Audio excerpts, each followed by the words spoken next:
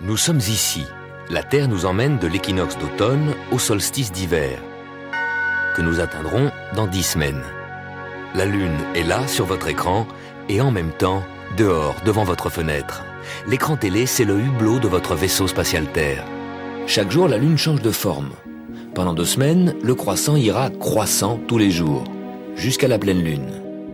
Ensuite, pendant 2 semaines, la Lune sera décroissante. Les croissants s'aminciront de jour en jour. Ces jours-ci, vous voyez la Lune croissante en fin d'après-midi, mais certainement pas le matin. Pourquoi pas le matin? Comme la Terre tourne, Soleil et Lune semblent traverser le ciel de gauche à droite. La Lune croissante est à gauche du Soleil.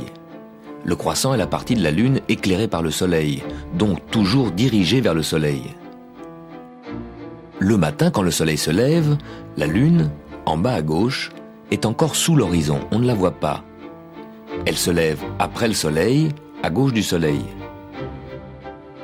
Puis pendant la journée, elle traverse le ciel après le Soleil, elle suit le Soleil. Le soir, la Lune se couche après le Soleil. Elle a donc encore 2 ou 3 heures pour briller avant de se coucher à son tour. Dans 2 semaines, la Lune, en tournant autour de la Terre, va passer à droite du Soleil. Là, on la verra le matin, car la Lune se lèvera avant le Soleil. Et à sa droite. Ce sera la Lune décroissante. Elle traversera le ciel à droite du Soleil et se couchera avant le Soleil. Le soir, on ne pourra plus la voir. On voit la Lune décroissante le matin parce qu'elle est à droite du Soleil avant le Soleil. On voit la Lune croissante le soir, comme cette semaine, parce qu'elle est à gauche du Soleil, après le Soleil.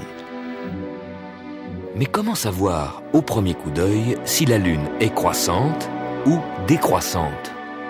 En pensant au dicton « menteur comme la Lune ». La demi-lune croissante inscrit dans le ciel un D majuscule comme décroissant.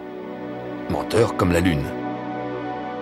Quand la Lune forme la lettre C comme croissant, elle est décroissante. Menteur comme la Lune.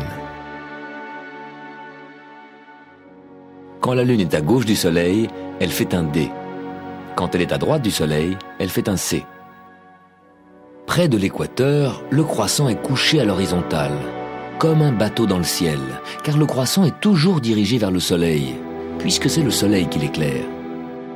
À l'équateur, le Soleil se couche perpendiculairement à l'horizon, le croissant de la Lune est dirigé vers le bas. À l'équateur, la Lune ne ment pas, elle nous mène en bateau. La Lune dans sa face croissante, visible le soir, est éclairée par le Soleil qui vient de se coucher à droite derrière l'horizon. Allons vers le sud.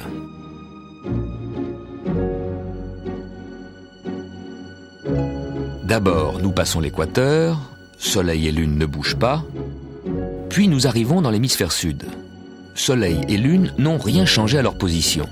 Mais attention, celui qui les regarde aurait la tête en bas. Remettons-le à l'endroit. Voilà. La Lune est à droite, le croissant est inversé, il forme un C, comme croissant. Ici dans le sud, la Lune n'est plus menteuse, et le Soleil s'est couché à gauche, pas à droite. Dans l'hémisphère sud, le Soleil se lève à l'est, comme chez nous, mais à midi, il n'est pas au sud, il est au nord. Puis il se couche à l'ouest, comme chez nous, mais il traverse le ciel de droite à gauche, en sens inverse. La Lune et les étoiles également. Quand la Lune passe plein sud, elle est parfois assez basse sur l'horizon, un peu comme le Soleil en hiver. Mais quelques jours plus tard, la Lune se trouvera visiblement plus haute dans le ciel. Et 1 semaine plus tard, encore plus haute. C'est la Lune montante, qu'il ne faut pas confondre avec la Lune croissante. Et la Lune descendante n'a rien à voir avec la Lune décroissante. La Lune, en tournant autour de la Terre, monte et descend dans le ciel. Pourquoi? À cause de l'axe incliné de la Terre, elle monte et descend en un mois. Regardons la Lune devant les constellations du zodiaque. La Lune, devant la constellation du Sagittaire, est basse sur l'horizon, comme le Soleil est bas en décembre.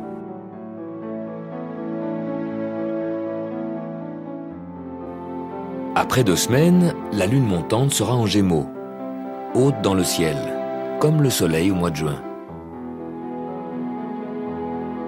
Puis dans 2 semaines, ce sera la Lune descendante. La Lune passe tous les jours 50 minutes plus tard, mais surtout, elle passe tous les jours plus haut que la veille ou plus bas. Prenez un repère, l'immeuble d'en face ou l'enfilade de votre rue, et découvrez la Lune montante ou descendante.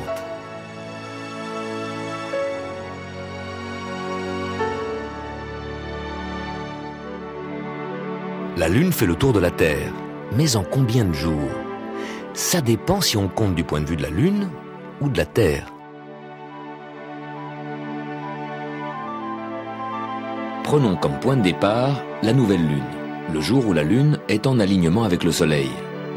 En partant d'ici, pour faire un tour complet de son orbite, et revenir ici, elle met un peu plus de 27 jours. Mais la Terre a avancé sur son orbite, et au bout de ces 27 jours, la Lune est ici. Elle a bien bouclé sa boucle, mais elle n'est pas encore revenue dans son alignement avec le Soleil. Ce n'est pas encore la nouvelle Lune. La Lune met 2 jours de plus pour s'aligner de nouveau avec le Soleil. 29 jours. Alors que la Lune retrouve son point de départ au bout d'un peu plus de 27 jours, de nouvelle Lune à nouvelle Lune, elle met 29 jours. Dans votre calendrier, comptez les jours d'une nouvelle Lune à l'autre. Ce décalage de 2 jours se reproduit chaque mois et crée un cycle de 13 mois et demi, ce qui correspond au cycle des grandes marées. Tout se tient dans la mécanique du ciel.